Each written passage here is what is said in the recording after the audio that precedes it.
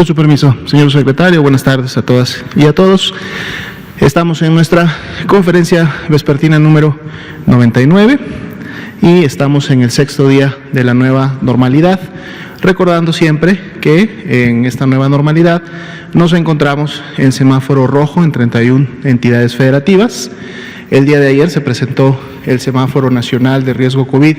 para la siguiente semana y la siguiente semana estarán las 32 entidades federativas en color rojo. Esto significa que prácticamente todas las actividades sociales se encuentran en su mayoría suspendidas. Recordemos, en base a lo que se presentó el día de ayer, que solamente puede, con un mínimo aforo, con una mínima actividad, tener este tipo de acciones en el color rojo. Recordemos que los restaurantes y cafeterías solamente pueden brindar servicios a domicilio o para llevar, o si pertenecen a un hotel, solamente servicio a la habitación para ese 25% de ocupación que también está permitida en los hoteles, pero que está restringida al uso de personas que están realizando actividades esenciales en las diferentes partes del país. Los supermercados, los mercados pueden tener también un aforo de 50% solamente, pero además puede ir solamente una persona por familia. No deben de ir grupos o personas acompañadas y al interior se deben de aplicar todas las medidas de sana distancia que ya están normadas. Peluquerías, barberías, estéticas pueden brindar sus servicios a domicilio siempre y cuando también se lleven a cabo las medidas sanitarias correspondientes. Y por último, los parques, las plazas, pueden tener un aforo de hasta un 25% y esto con la intención de que las personas puedan utilizarlos básicamente para poder realizar un poco de actividad física mientras estamos en semáforo rojo, evitando en todo momento congregaciones, conglomeraciones. No se permiten actividades grupales o que tengan como objetivo congregar muchas personas, es solo para, como decíamos, la actividad física individual de cada una de las personas. Todos los demás servicios están suspendidos, estamos en semáforo rojo, no se deben de llevar a cabo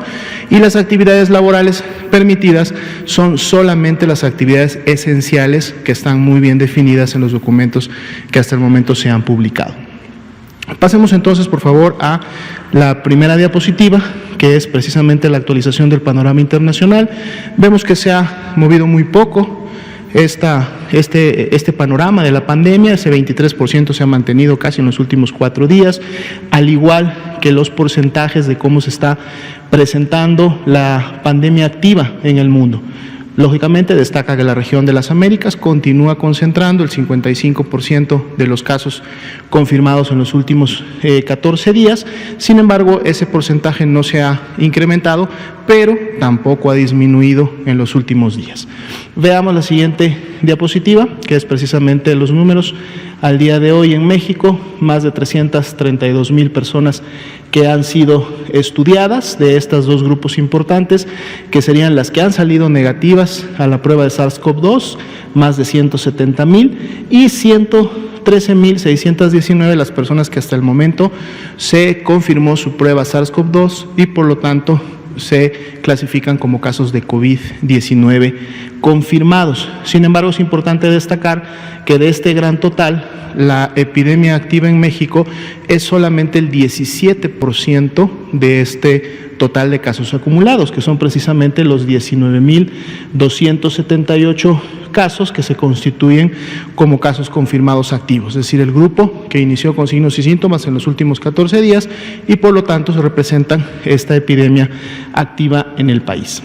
En la siguiente diapositiva veremos actualizado el mapa de la carga acumulada, los 113,619, en la medida que el color es más oscuro, es porque es una entidad federativa que ha acumulado lógicamente más casos y tienen ustedes ahí los rangos. Vemos que la gran mayoría de los estados se encuentran todavía en un rango por debajo de los 3,000 casos acumulados. Si vemos la siguiente diapositiva, es esta misma información, pero ordenada de manera descendente para que rápidamente se pueda identificar cuáles son las entidades que tendrían la mayor carga acumulada hasta el momento. La siguiente diapositiva es ahora sí la epidemia activa, los 19.278 casos. Vemos que el mapa también se ha mantenido con colores de rango similares. Vamos a empezar a ver movimientos en las siguientes semanas, en la medida que otros estados incrementen su carga, pero otros también empiecen a salir de sus picos epidémicos.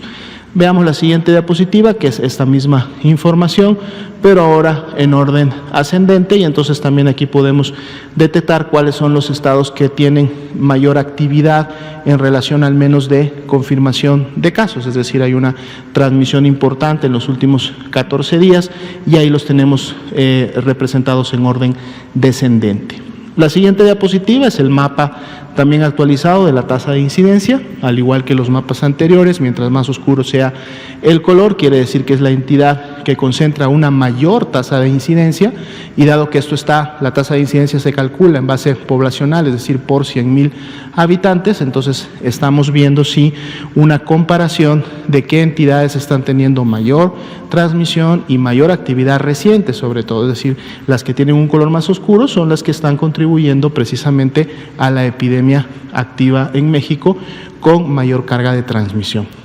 Veamos la siguiente diapositiva. Es esta misma información que está en las columnas de color verde, y en las columnas de color azul tenemos la misma tasa de incidencia acumulada, pero cómo se encontraba hace 2 semanas, para poder hacer la comparación en función de si esta ha disminuido, si esta se mantiene igual o si esta ha aumentado, lo que nos daría un poco la perspectiva de cuál es la actividad también de transmisión que está sucediendo en cada una de las entidades federativas. Esto lógicamente forma parte de la información que posterior a la conferencia se provee y se difunde para que con calma puedan ustedes ver cada una de las entidades y ver cuál ha sido su comportamiento en esta ventana. Veamos la siguiente diapositiva. Son las 13.511 lamentables defunciones que hasta el momento han ocurrido, están ordenadas por fecha en la cual ocurrió la defunción, y vemos todavía 1.189 defunciones que se clasifican todavía como sospechosas porque no ha sido emitido su resultado de laboratorio, y vemos también cómo estas están distribuidas prácticamente en los últimos 20 días de la ocurrencia de las mismas. Si vemos la siguiente diapositiva, son también las defunciones, pero ahora distribuidas por entidad federativa donde ocurrieron. Siempre vemos que el color naranja claro, que está encima de las barras azules, va a representar esa fracción que todavía puede incrementar el número de defunciones en cada una de las entidades federativas, porque son estas defunciones que están esperando el resultado de su prueba de laboratorio. Veamos la siguiente diapositiva, que es la curva epidémica, tanto de los casos confirmados como de los casos que están aún sospechosos. Continúa la tendencia ascendente, la hemos visto prácticamente desde el inicio de la epidemia, y estos 48.273 casos que aún son sospechosos, podemos también verlos en la siguiente diapositiva, pero ahora distribuidos por entidad federativa en donde están presentes. En el color rojo oscuro guinda que está en la base son los casos confirmados que ya habíamos visto en una diapositiva previa, pero ahora también tenemos entonces la barra naranja claro encima de estos, que representa la cantidad de casos que aún son sospechosos. Y entonces, por lo tanto, si nosotros vemos las barras totales, pensando que al menos la mitad de estos casos que son sospechosos pueden salir positivos, hay estados que están en una posición de carga acumulada más abajo que otros, pero que si su carga de sospechosos se llega a confirmar, al menos en esta proporción, tranquilamente pasarán a unos primeros lugares. Esto es un poco la idea de este gráfico, que podamos ver un poco la magnitud más real de lo que está sucediendo, no solo viendo los confirmados, sino viendo además los que están todavía